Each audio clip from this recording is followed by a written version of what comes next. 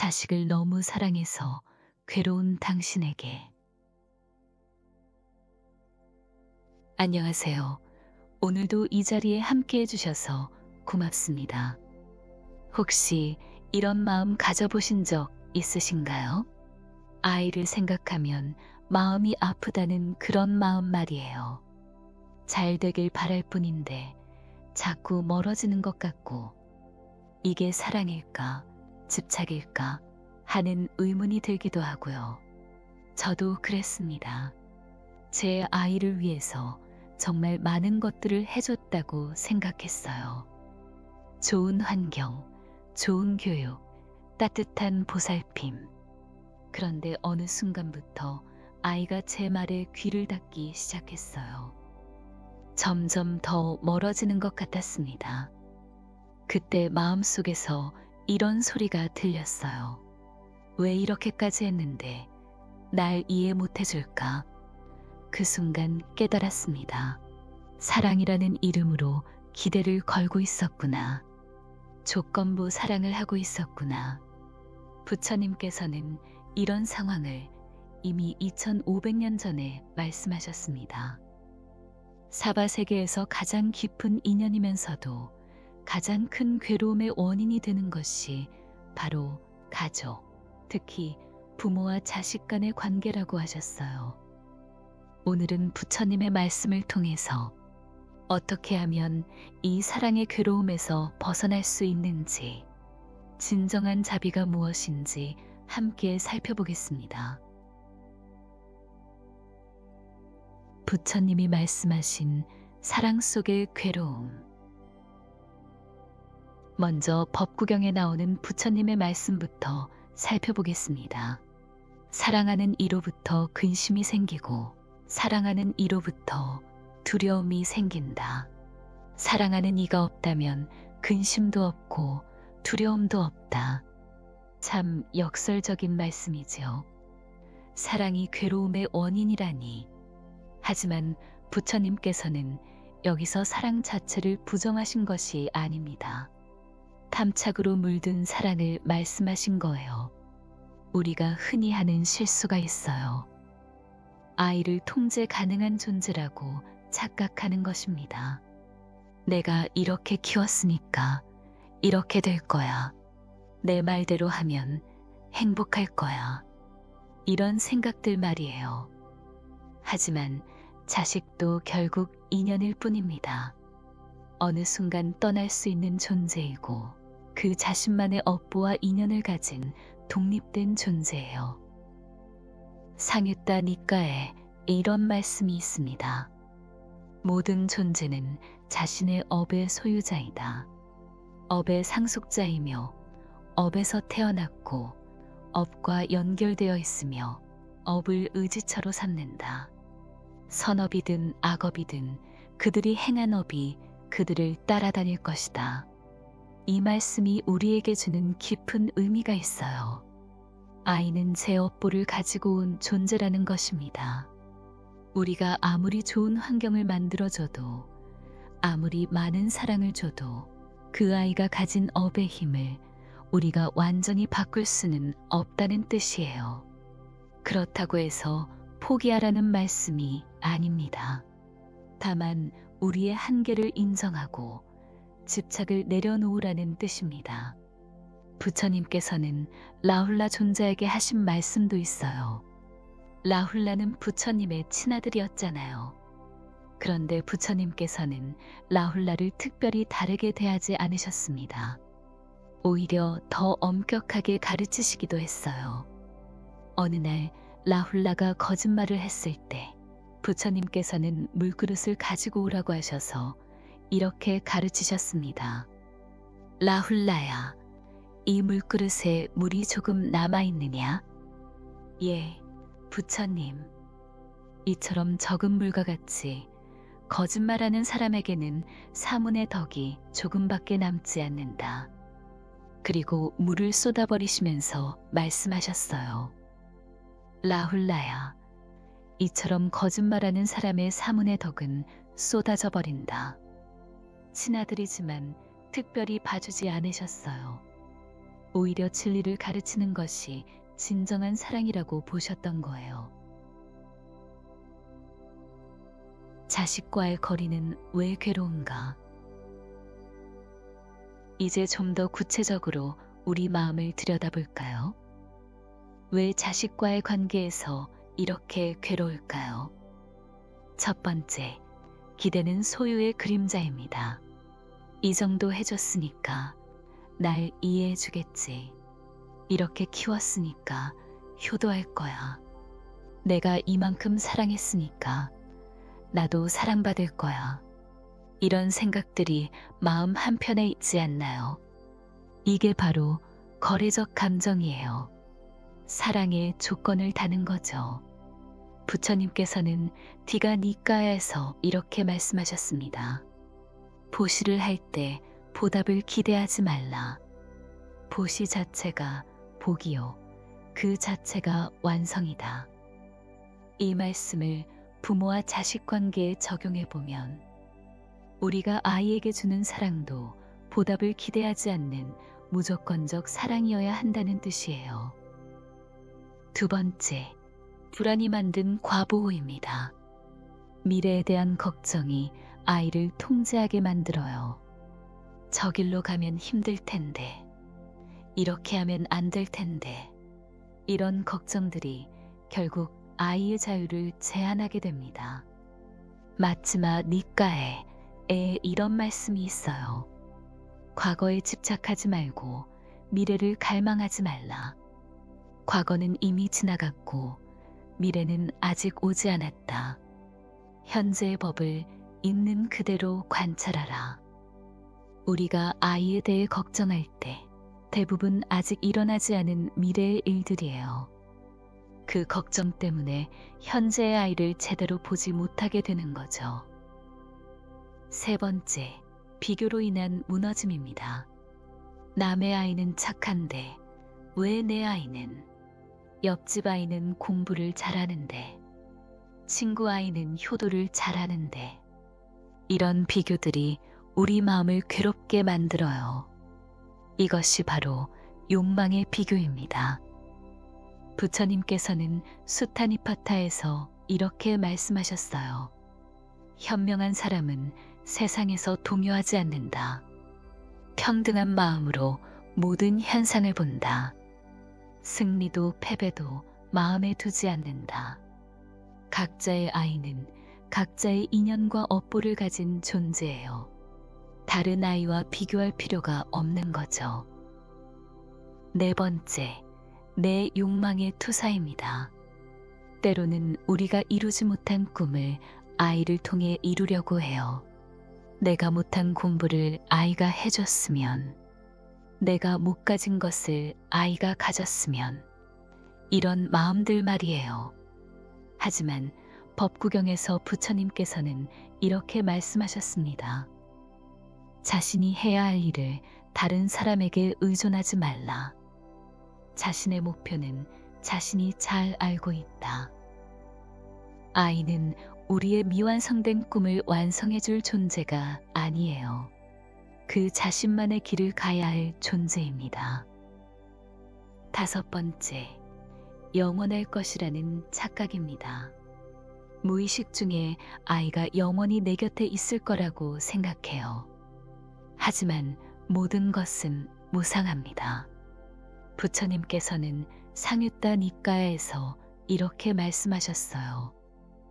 모든 형성된 것들은 무상하다. 부지런히 정진하라.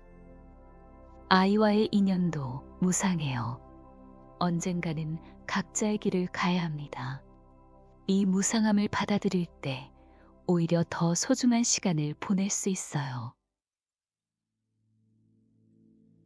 부모의 사랑이 평온하려면, 그렇다면 어떻게 해야 할까요? 부처님의 가르침을 통해 실천할 수 있는 방법들을 살펴보겠습니다. 첫 번째, 말보다 기도가 먼저입니다. 자식의 안녕을 위한 기도는 조용한 믿음이에요. 말로 잔소리하는 것보다 마음으로 기도하는 것이 더 큰 힘이 있습니다. 자타카에 이런 이야기가 있어요. 한 어머니가 아들을 위해 매일 부처님께 기도했대요. 아들에게는 아무 말도 하지 않고 그저 묵묵히 기도만 했어요. 그런데 신기하게도 아들의 마음이 점점 변화하기 시작했다고 해요. 기도는 우리 마음을 정화시킬 뿐만 아니라 상대방에게도 좋은 에너지를 전달합니다. 매일 아침 일어나서 이렇게 기도해 보세요. 부처님, 제 아이가 건강하고 행복하기를 발언합니다. 제 아이가 올바른 길을 갈 수 있도록 지혜를 주소서. 제가 아이에게 도움이 되는 부모가 될 수 있도록 이끌어 주소서. 두 번째, 자비 명상을 실천하세요. 자비 명상은 우리 마음의 사랑을 확장시키는 수행법이에요. 먼저 자신에게 자비심을 기르고, 그 다음 가족에게, 그리고 모든 중생에게 확장시키는 거예요. 이렇게 명상해 보세요. 내가 행복하기를 빕니다. 내가 괴로움에서 벗어나기를 빕니다. 내 아이가 행복하기를 빕니다. 내 아이가 괴로움에서 벗어나기를 빕니다. 모든 부모가 행복하기를 빕니다.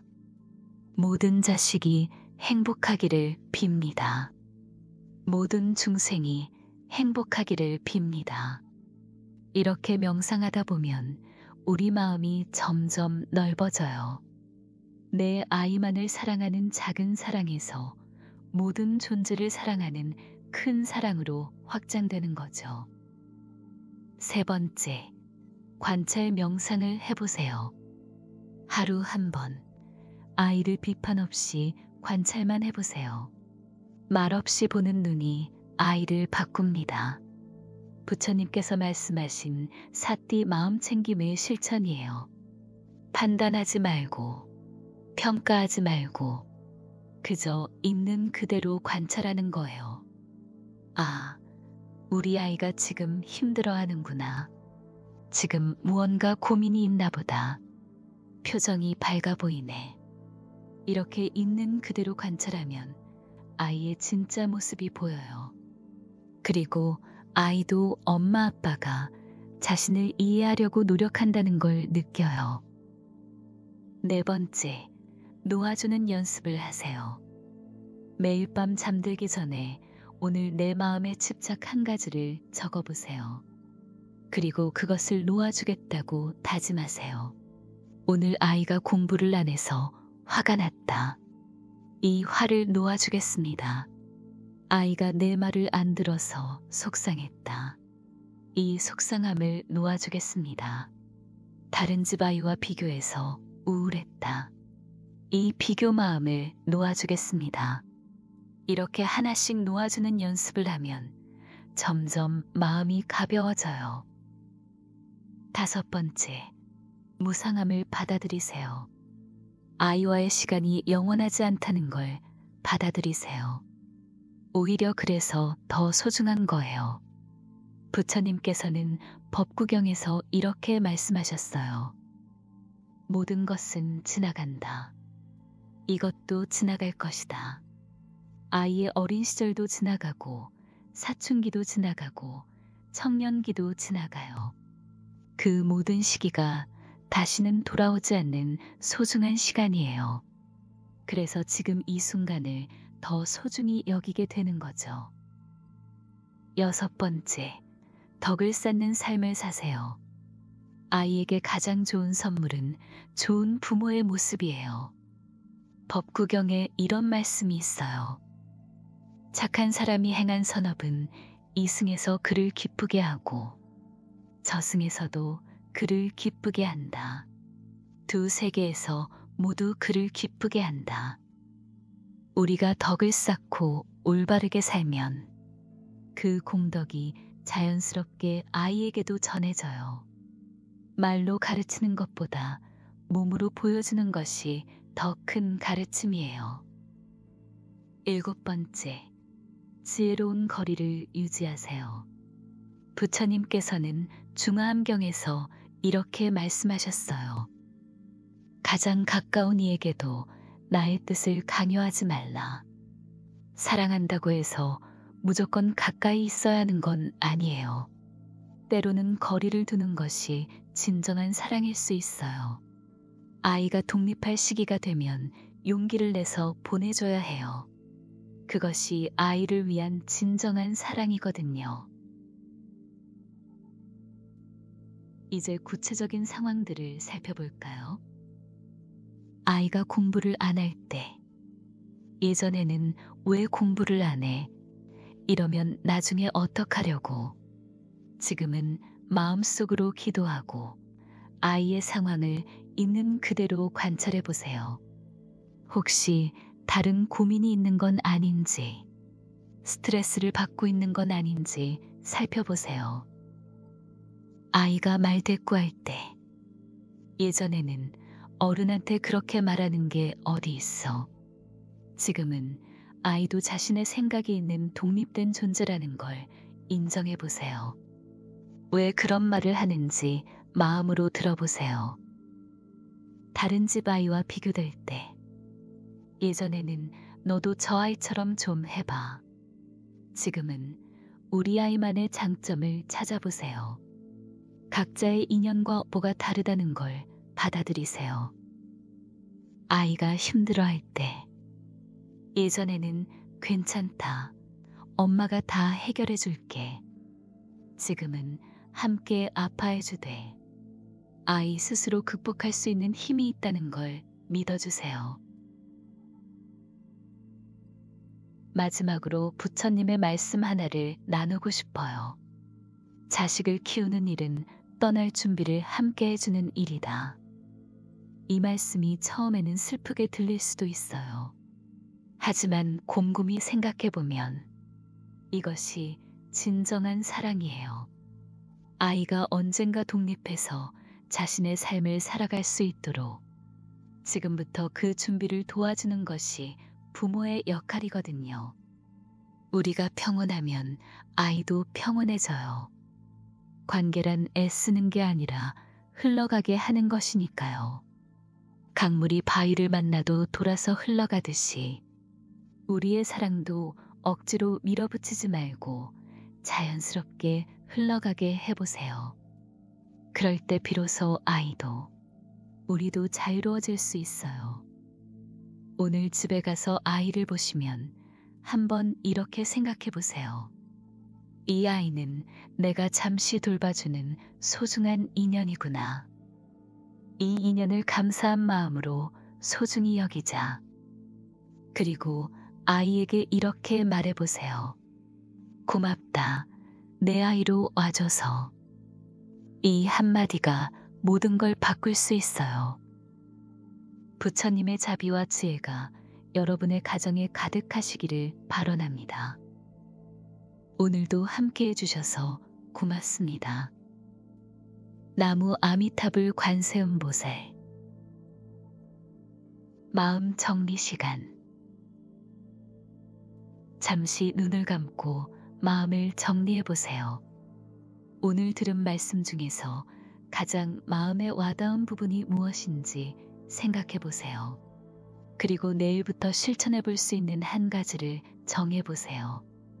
작은 변화부터 시작하면 됩니다. 부처님의 지혜가 여러분과 함께 하시기를 빕니다.